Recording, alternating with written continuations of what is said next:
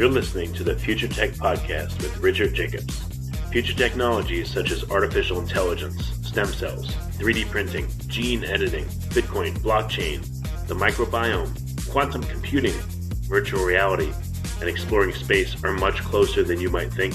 In fact, many early versions of these technologies are in play right now, and the companies that are using these technologies are the focus of this podcast. My goal for you, the listener, is to learn from these podcasts.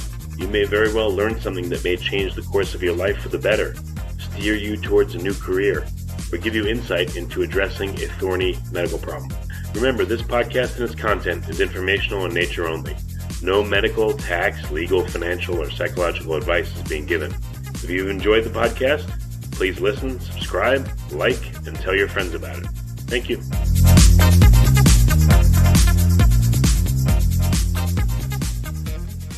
Hello, this is Richard Jacobs with the Future Tech and Future Tech Health podcast.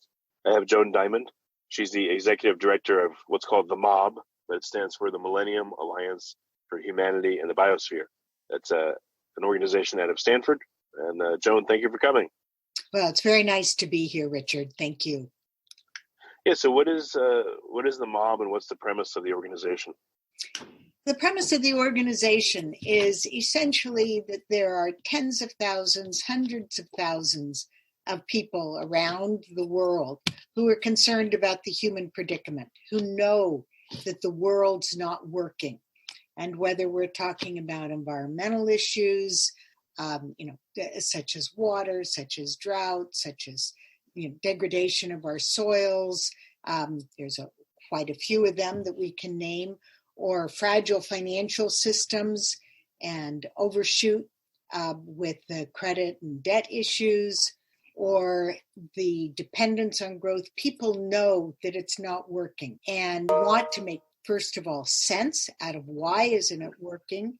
And with that understanding, they want to know what they can do to shift the trajectory of civilization from that of collapse to one of sustainability and equity. Well, when you say people sense that there's something wrong, I mean, that can mean many things. So what do you think is the greatest sense of the problem? Or that's an important question, and particularly for the MOB, because one of our goals is to empower people more than direct them, rather than telling them climate change is the biggest issue, or peak oil and energy is the biggest issue, or dependence on consumption is the biggest issue. They're all big issues. And sometimes I say the good news is that there's an issue that can affect, there's an issue for everyone, but it might be different for different people. So, people understand in the U.S. that the wealthiest country in the world shouldn't have the inequity in healthcare, shouldn't have the I don't know what the current number is, but tens of thousands of homeless people, shouldn't, have the problems with education and, whether it's debt to pay for education or simple quality of education, the housing crisis, the toxins in our, in our food, in our air. I'm in Northern California now, and we can't go outside today because the air is so extremely hazardous from the fires north of us. And so very few people, or I seldom meet someone, Republican, Democrat, libertarian, socialist, who doesn't feel that the world isn't working as it should be, and to a large extent as it once did. And so those are the concerns, and they try to make sense of it. And we try to help people make sense of it in the MOB. And we do that two ways, maybe three ways. One way is, I'll start with the most traditional, is we have a very rich library of, articles and books on the topic. A second way is that we provide, articles and insights, blogs from some of the experts in the world.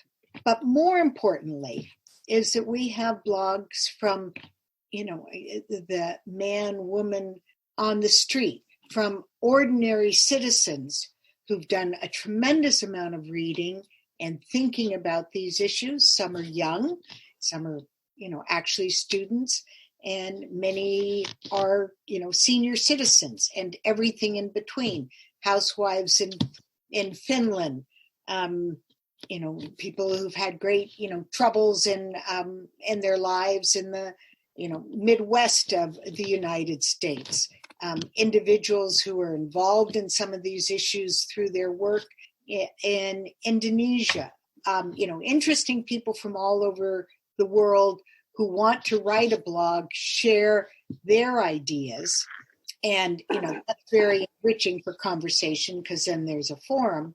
And the other thing is that members, and I use the word members loosely, members in our community often come to us with ideas or things that they're doing, and we try to empower them. There are 3 members who've written novels, some of which are doing, quite decently on Amazon about the existential threats, the science fiction novels, and very interesting people, a school teacher, a very sophisticated management consultant in the UK now, and a 3rd novel from a journalist.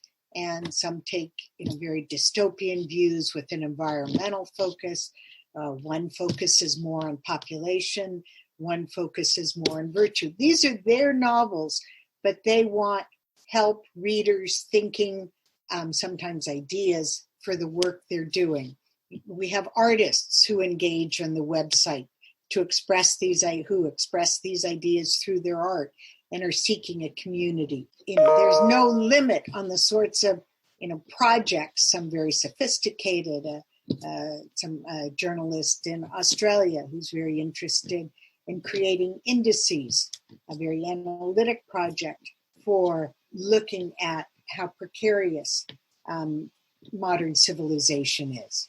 So people come to us, they have this idea, and to the extent that we can help them achieve their goal, maybe it's just reading, their book, maybe it's helping them think through how to, publish it or self-publish it. They're all different needs, and we do what we can through our network to help people who, who have a good, rich understanding that can reach more people in discussing or exploring these topics. Well, what have you found are some helpful focuses and some things that you don't address, because you can't address everything. Otherwise, I don't know if it'll be very effective. So how has that shaped the organization? In terms of what issues there are out there? Yeah, what issues and how you go about them. And yeah, well, you have to have some kind of focus, I would guess. But what have you guys decided it is? Okay, our focus is, what many call the human predicament, some the, global problematique, others the, collapse of civilization. Our focus is that unless we as a society engage in many ways, that is the path that we're on. And, what we try to honor is that there are many ways to shift that trajectory. Some people are very comfortable joining some of the great organizations out there that are working on specific issues. Other people are more individualistic, but want to know more. So, again, our goal is to, empower individuals and groups, have them find other groups, communities within the mob, as opposed to tell them we only focus on this or we focus primarily on that. We want to be inclusive. We want people to feel that you don't have to be an elite, you don't have to be an academic to, if you've done your homework, express your view and concern about these issues. And I think we have, and we've been told, very, sophisticated blogs, but most of them are written by the best in civil society, our friends and neighbors who are thoughtful, who read, who are more concerned about the future than some particular political party or angle or argument. So we want to be inclusive. So it's a hard question to answer. It feels fuzzy. It feels like we're without direction. But I think if you go to our website, you get a feel for all these different, tentacles reaching in to the issues and the problems that threaten the quality of our life and the ability, most importantly, the ability to provide a healthy, a sustainable, a real future for our children, grandchildren, great-grandchildren, and that's the goal. We have a concept we haven't fully developed yet called Foresight Intelligence, which is, just as we know, we have emotional intelligence, we have analytic intelligence, there's musical intelligence, there's physical intelligence. These have been sort of well documented in the literature. We posit that there's something called foresight intelligence, that some people naturally can deal with the future and the implications of actions in the future and the need to shift actions towards a desirable future. And those are the people we need to help find their voice, be louder in society, feel empowered to talk with their neighbors, their friends, their colleagues about these issues. You guys have meetups, or how do you conduct business? How do the different members of MOB interact? Okay, well, there's a forum for discussion. We've had some webinars. We have a webinar, series planned. We're trying to get the funding to provide, just to support the staff time for working groups, because a number of our members have expressed an interest in putting together working groups and book clubs and ways for people to, in a structured, situation, interact. So, and we're also open to tools that other, that members suggest as a way. Their ideas far exceed our capacity, and that's something that we need to deal with by, increasing our capacity to support the voices, the people, the diversity, in our society and in our world. Well, in addition to forum, what about live meetups or webinars or things like that? Are there particular experts you call in and they talk about certain topics to inform the members of it? Well, we have done webinars, and we have 2 series sketched out. One that focuses on population, and that's because there's a real high demand for that among some of our members. And one is more general, focusing on issues specific to collapse. What does collapse mean? What does collapse look like? How do people, how do the different factors interact in a collapse scenario?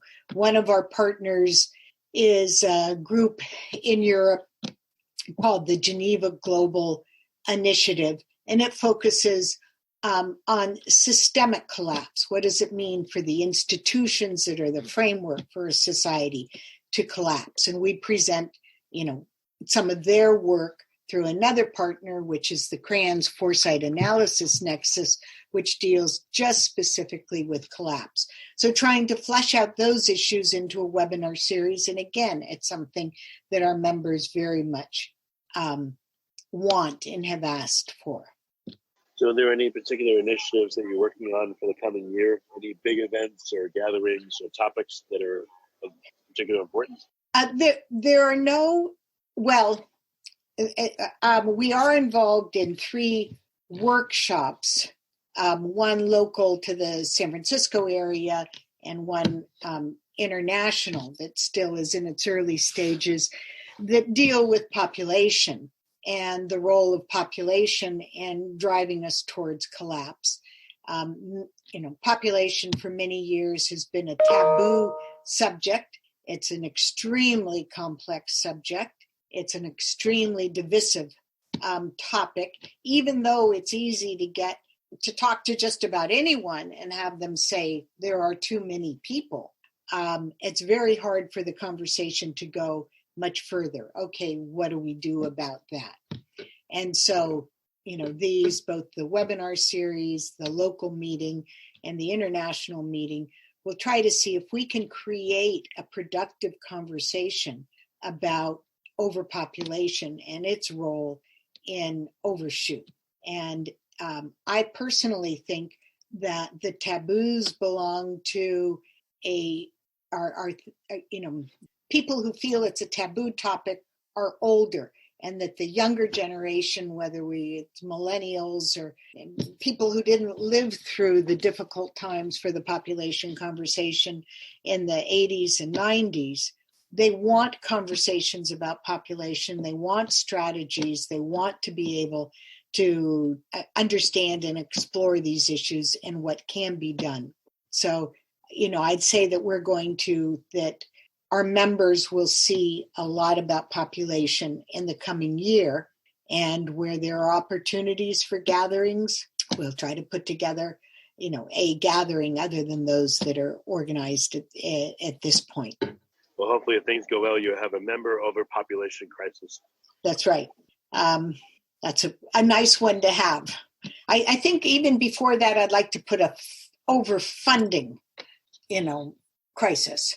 But that's normal for, nonprofits in this world where there's so many people doing good things on specific issues.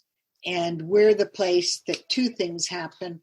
One, we try to make a space for the people who can bring multiple issues to the table.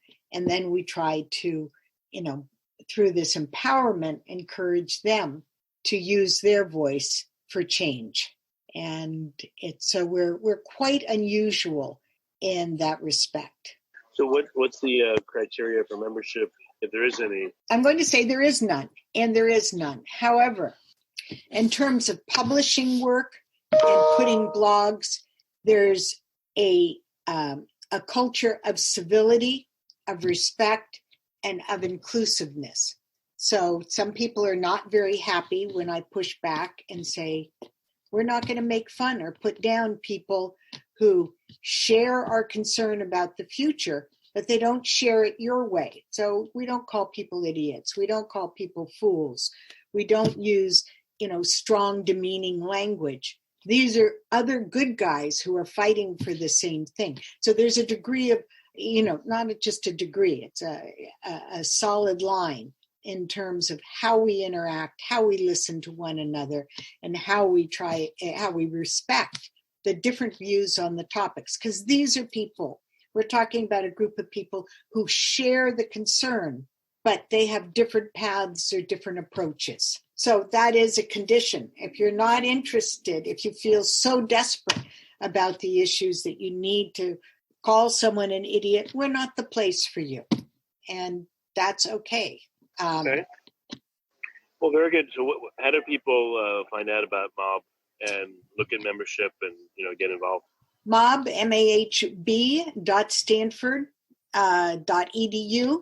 And I think it's all pretty clear there. We have a fabulous group of volunteers from around the world who are updating the website, have ideas for getting involved, and work on it. So I think that we're increasingly, friendly and have a fresher face, though we have miles to go. But then the whole issue has miles to go. Well, very good. Well, Joan, thank you for coming on the podcast. I appreciate it. Okay. Well, thank you, Richard. And thank you for what you're doing for furthering the conversation and providing opportunities for people.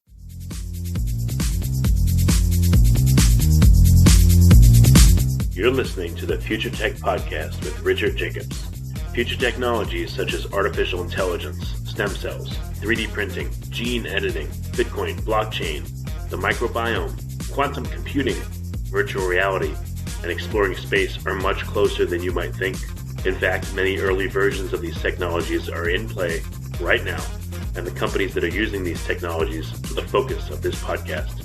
My goal for you, the listener, is to learn from these podcasts. You may very well learn something that may change the course of your life for the better, steer you towards a new career, or give you insight into addressing a thorny medical problem. Remember, this podcast and its content is informational in nature only. No medical, tax, legal, financial, or psychological advice is being given. If you've enjoyed the podcast, please listen, subscribe, like, and tell your friends about it. Thank you.